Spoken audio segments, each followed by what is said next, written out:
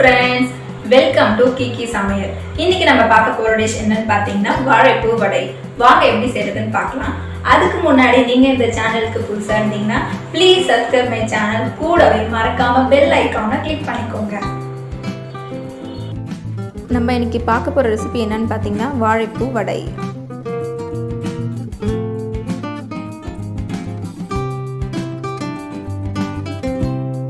நம்ம வாழைப்பூ க்ளீன் பண்ணி எடுத்து வச்சுக்கலாம். நான் இன்றைக்கி ஒரு வாழைப்பூ எடுத்து வச்சுருக்கேன். நமக்கு இதில் பாதியே போதுமான அளவு. நான் 1 கப் கடலைப்பருப்பு எடுத்திருக்கேன். 1 கப் கடலைப்பருப்புக்கு 1 கப் வாழைப்பூவே போதும். வாங்க எப்படி க்ளீன் பண்ணுறதுன்னு பார்க்கலாம். இந்த ரெட் கலராக இருக்குது பாருங்கள், அதை மடல்னு சொல்லுவாங்க. அது தனியாக எடுத்துக்கலாம். நமக்கு பூ மட்டும் தான் தேவைப்படும். அந்த மடல் எடுத்துகிட்டு அந்த பூ மட்டும் எடுத்து வச்சுக்கலாம். இதே மாதிரி எல்லா பக்கமும் பண்ணிக்கலாம்.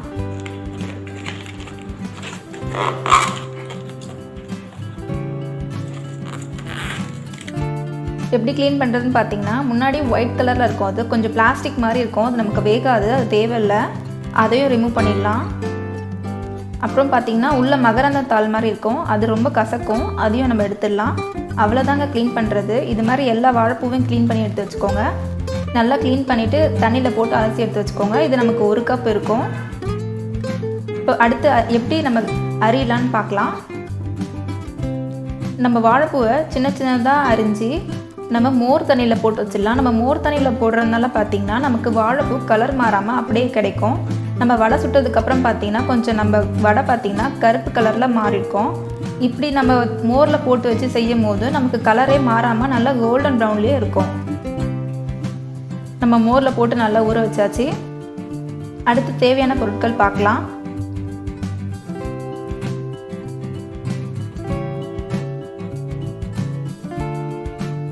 நான் வாழைப்பூ எடுத்து வச்சுருக்கேன், 1 கப் இது. அடுத்து கடலைப்பருப்பு, இது 1 மணி நேரத்துக்கு முன்னாடி ஊற வச்சு எடுத்து வச்சுருக்கேன், இதுவும் 1 கப் இருக்குது. பெரிய வெங்காயம் நறுக்குனது 1, இஞ்சி பூண்டு வந்து 4 பல் எடுத்து வச்சுருக்கேன், இஞ்சி 2 துண்டு, மிளகாய் வந்து காஞ்ச மிளகாய் எடுத்து வச்சுருக்கேன். காரத்துக்கு ஏற்ப நீங்களும் எக்ஸ்ட்ரா வேணும்னா ஆட் பண்ணிக்கலாம். சோம்பு 1 டேபிள் ஸ்பூன்,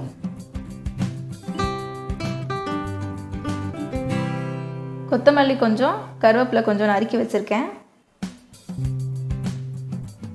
சீரகம் 1 டேபிள் ஸ்பூன். நம்ம இப்போ இதெல்லாமே அரைச்சி எடுத்துக்கலாம். ஒரு மிக்சியில் ஆட் பண்ணிக்கலாம். நம்ம கடலைப்பருப்பு எல்லா கடலைப்பருப்புமே ஆட் பண்ணாமல் கொஞ்சம் எடுத்து வச்சுருக்கோம் கடைசியாக.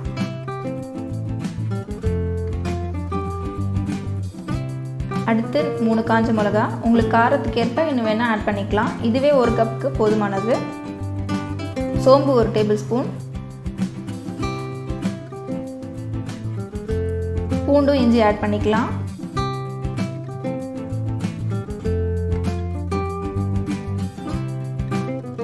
உப்பு தேவைக்கேற்ப,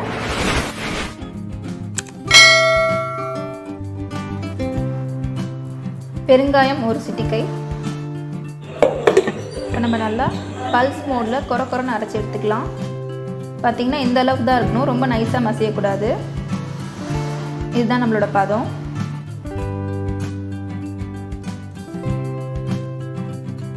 அடுத்து நம்ம எடுத்து வச்சுருக்க வாழைப்பூவும் இதோட ஆட் பண்ணிக்கலாம். வாழைப்பூவில் நல்லா தண்ணி இருத்துட்டு ஆட் பண்ணுங்கள். தண்ணி இருக்கக்கூடாது, ரொம்ப தண்ணியாக இருந்துச்சுன்னா வடை பிரிஞ்சிரும் எண்ணெயில் போட்டோடனே. கடைசியாக நம்ம எடுத்து வச்சுக்கோம் பாருங்கள், அந்த பருப்பையும் ஆட் பண்ணிக்கலாம். ஆட் பண்ணிவிட்டு அதே மாதிரி பல்ஸ் மோடில் போட்டு எடுத்துக்கோங்க. கொரன்னு அரைச்சாவே போதும். பாருங்கள், இதுதான் நம்ம வாழைப்பூவோட பதம். கரெக்டாக இருக்குது நமக்கு வாழைப்பூ பதம்.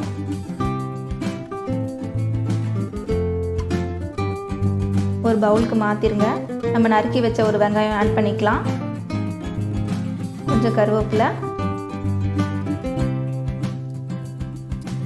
கொஞ்சம் கொத்தமல்லி ஆட் பண்ணிவிட்டு இது நல்லா பிசைஞ்சிக்கலாம். நல்லா எல்லா பக்கமும் மிக்ஸ் ஆகிற மாதிரி பிசைஞ்சிக்கோங்க. நம்ம பிசைஞ்சாச்சு. பாருங்கள் நம்ம வடை எப்படி கன்சிஸ்டன்சி இருக்குன்ட்டு. கரெக்டாக இருக்குது நமக்கு.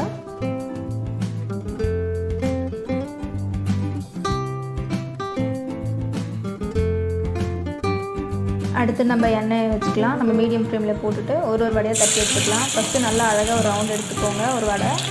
அதை வந்து கையில் வச்சு நல்லா உள்ளங்கையில் வச்சு ஒரு சின்ன ப்ரெஸ் கொடுத்திங்கன்னா கரெக்டாக வந்துடும். நமக்கு ரவுண்டாக எல்லா பக்கமும் ஈவனாக. அந்த மாதிரி எல்லா வடையும் நம்ம போட்டுடலாம்.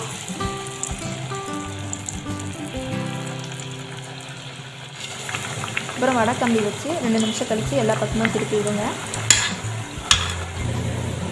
பாருங்கள், நம்ம வடை வந்து நல்லா கோல்டன் ப்ரௌனில் இருக்குது பாருங்கள்.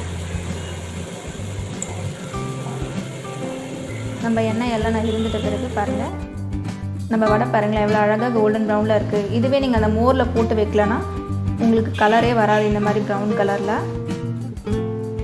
ஓகே, நீங்களும் இந்த சேனலை சப்ஸ்கிரைப் பண்ணலன்னா சப்ஸ்கிரைப் பண்ணுங்கள். மறக்காமல் பெல் ஐக்கானை கிளிக் பண்ணிக்கோங்க. அப்போ தான் நான் போடுற வீடியோஸ் உங்களுக்கு உடனுக்குடனே வரும். தேங்க்ஸ் ஃபார் வாட்சிங் மை வீடியோ. தேங்க்யூ. பை.